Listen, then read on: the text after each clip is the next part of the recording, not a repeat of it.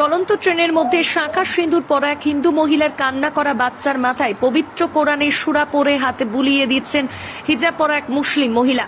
আর কিছুক্ষণের মধ্যেই কান্না থামিয়ে দিল সেই বাচ্চা। এই দৃশ্য দেখে হতবাক ট্রেনের অন্যান্য যাত্রীরা। হ্যাঁ, গল্প নয়, একদম ঠিক শুনছেন। এমনি দৃশ্য ধরা পড়ল আজিমগঞ্জ বর্ধমান লাইনের এক ট্রেনে। সম্প্রতি সোশ্যাল মিডিয়ায় প্রত্যক্ষদর্শী এক ব্যক্তি বিষয়টি পোস্ট করে লিখেন, আজ ট্রেনে দেখলাম সীতার কান্নারত কোলের বাচ্চাকে আমিনার আয়তাল কুর্সি দিয়ে মাথায় হাত বুলিয়ে চুপানোর দৃশ্য।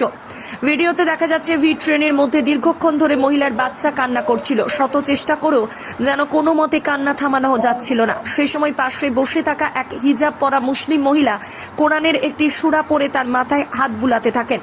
অবাক করা বিষয়, মুহূর্তের মধ্যেই কান্না থেমে যায় শিশুটির। আর এই ঘটনায় হতবাক ট্রেনে থাকা সকল যাত্রীরা। প্রত্যক্ষদর্শীর মতে ওই মহিলা পাঠ করছিলেন পবিত্র কোরআনের আয়তাল কুরসি আর হাত বুলিয়ে দিচ্ছিলেন শিশুটির মাথায়।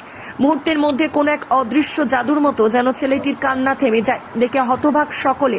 তবে সবার উদ্দেশ্যে বলা, ভিডিওটি শেয়ার করে সবার কাছে ছড়িয়ে দিন। তবে দেখুন সেই ভিডিও খবর 24 চ্যানেলের পর্দায়।